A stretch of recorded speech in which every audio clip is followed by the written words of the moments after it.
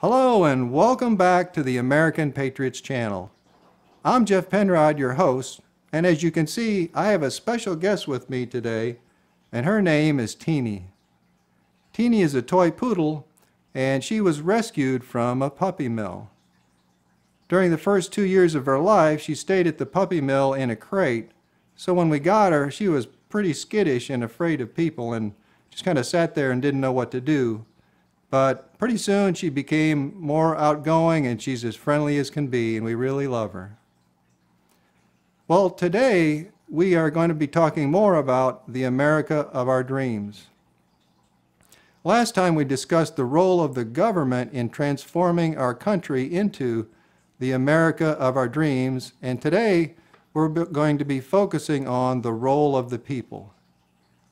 Way back on the very first episode of this channel, we started with a vision of what the America of our dreams would look like. Let's take another look at it, and this time focus on the role of the people. My vision of America is a country where our government and every citizen strive to reach their full potential. A land of freedom and prosperity, where we are united as one people, strong and secure. A land where we are known as brothers and sisters in a grand community and embrace diversity, equality, and justice for all. A great nation where its citizens are skilled and educated to the extent that a living wage is attainable by all and poverty is virtually unknown.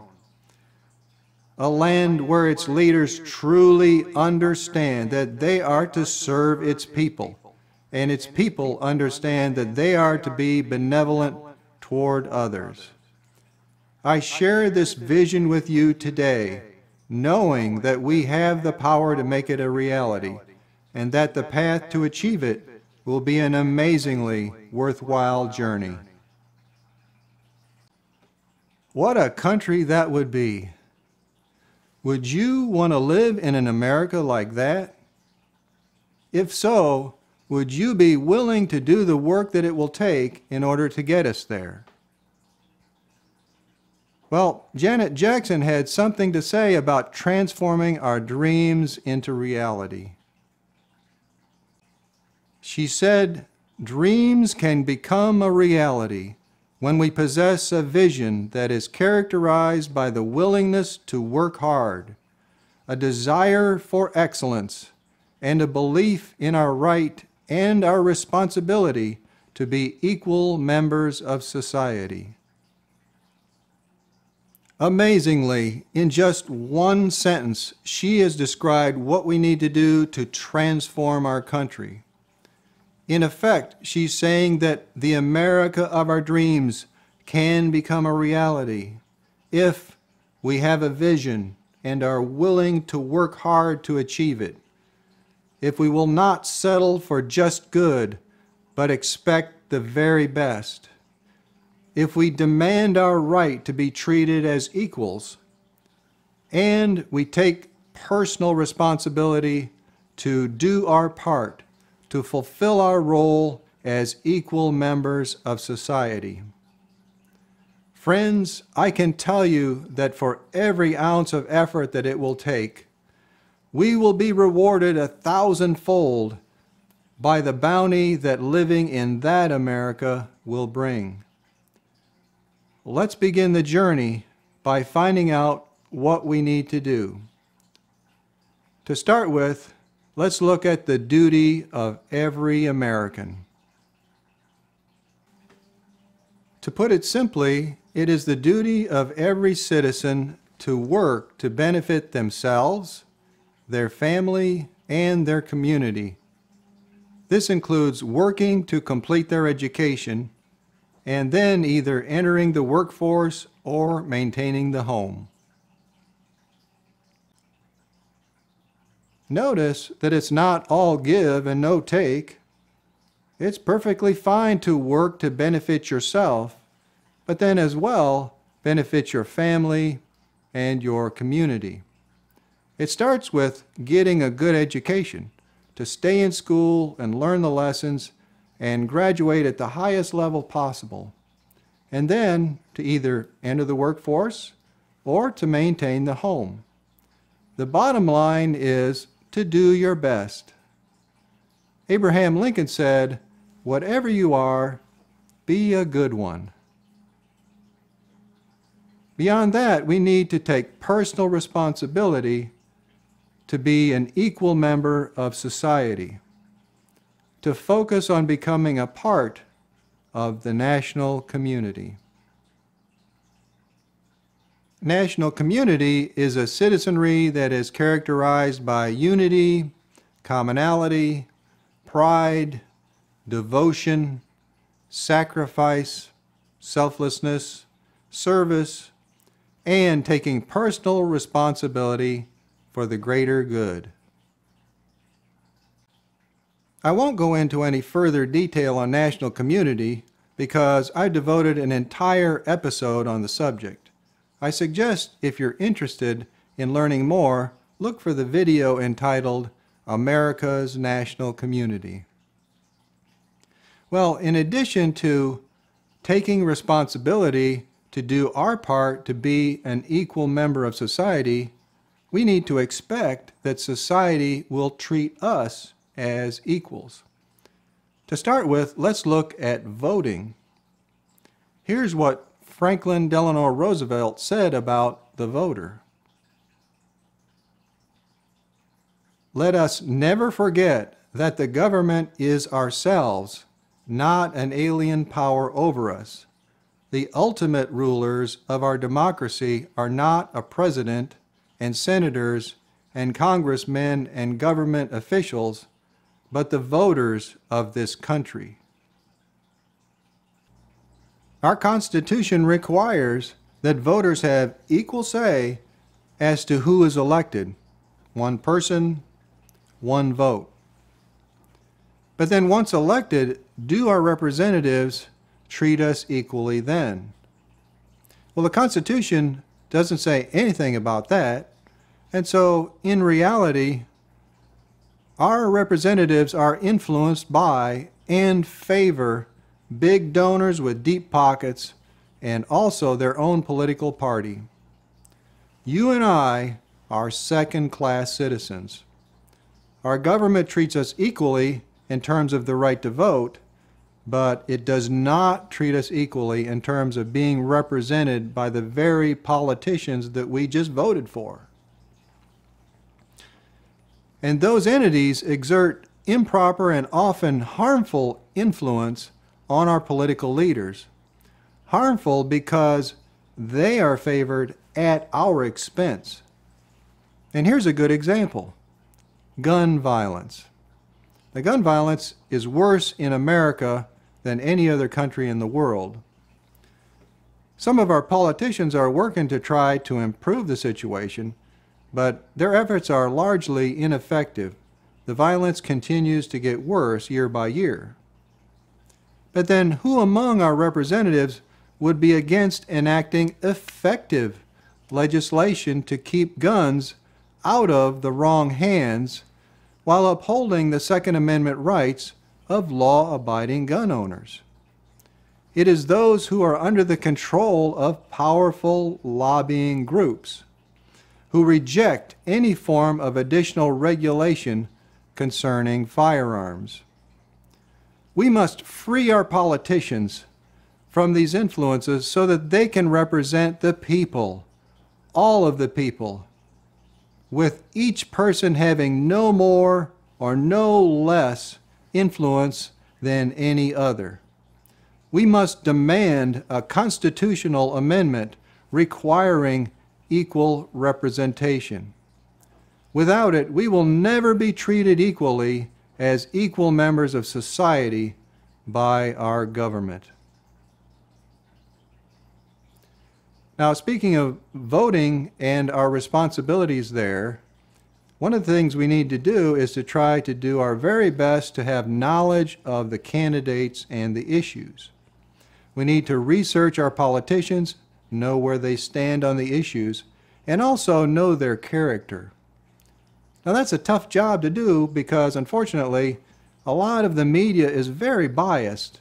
They give us slanted and misleading stories. Well, I created a video entitled Instruments of Mass Deception, and I suggest that you watch that because it tells you all about the tools and tricks that the media uses to try to not only mislead, but actually manipulate the American public. Now, as far as key issues, we want to vote for the politicians that vote for the good issues. Issues such as those covered in part 1 of this video. Things such as better gun control, yeah, as well as free college tuition, Medicare for all, and the proposed spending cuts which would allow us to pay for these changes.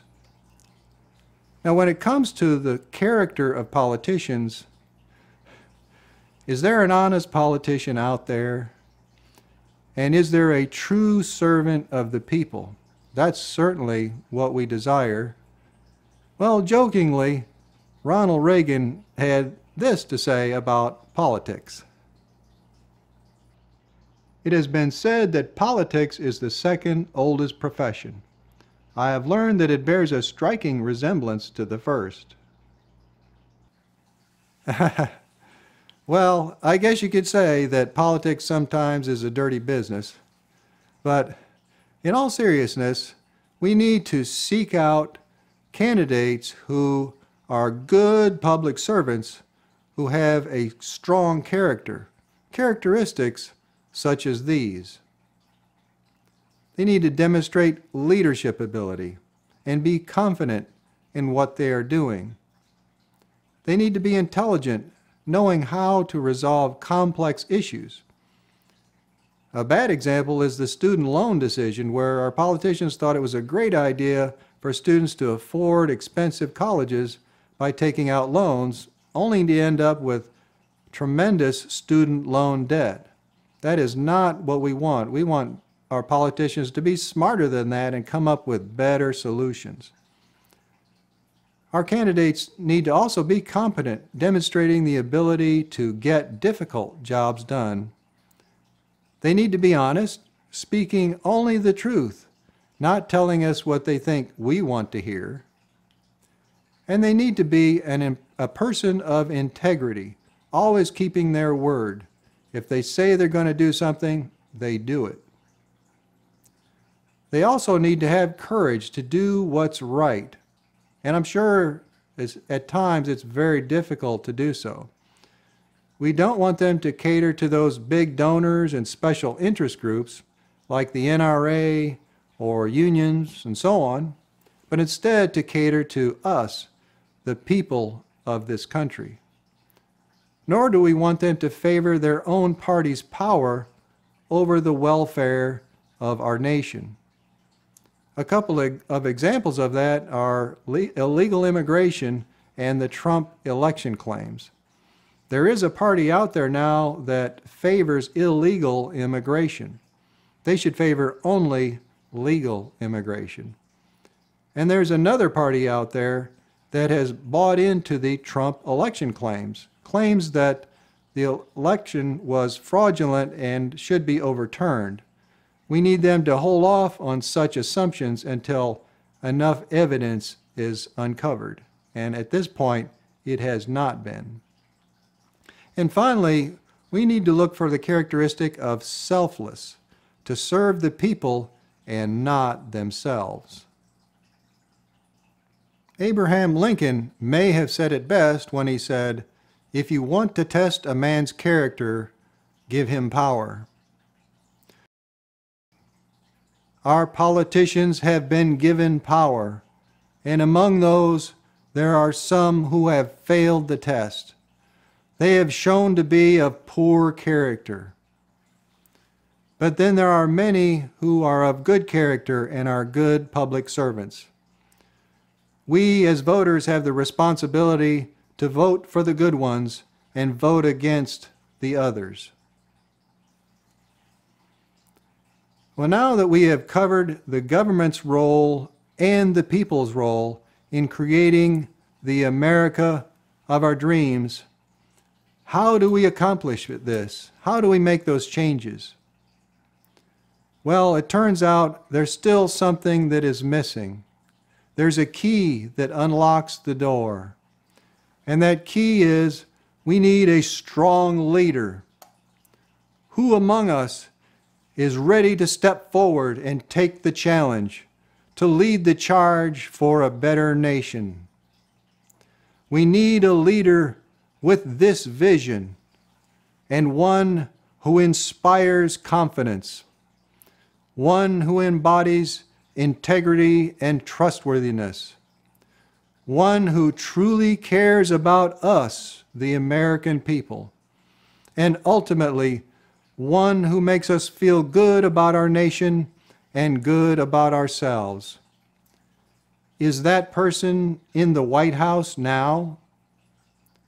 Well, if not, then we need to find that leader and place them in the White House in 2024.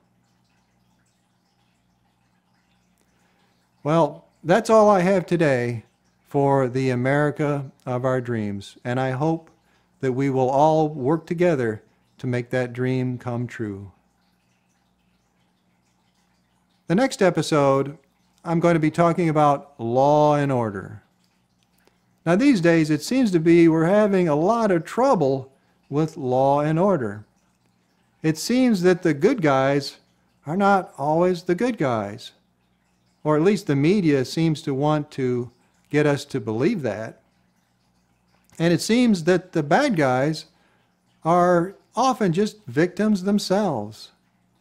They're either victims of a corrupt system or they are victims of systemic bias. So the lines are blurred and there's a lot of confusion. I am certain that what we've got here is failure to communicate.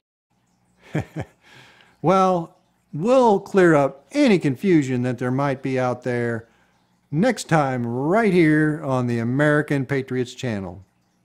God bless you, and I'll see you then.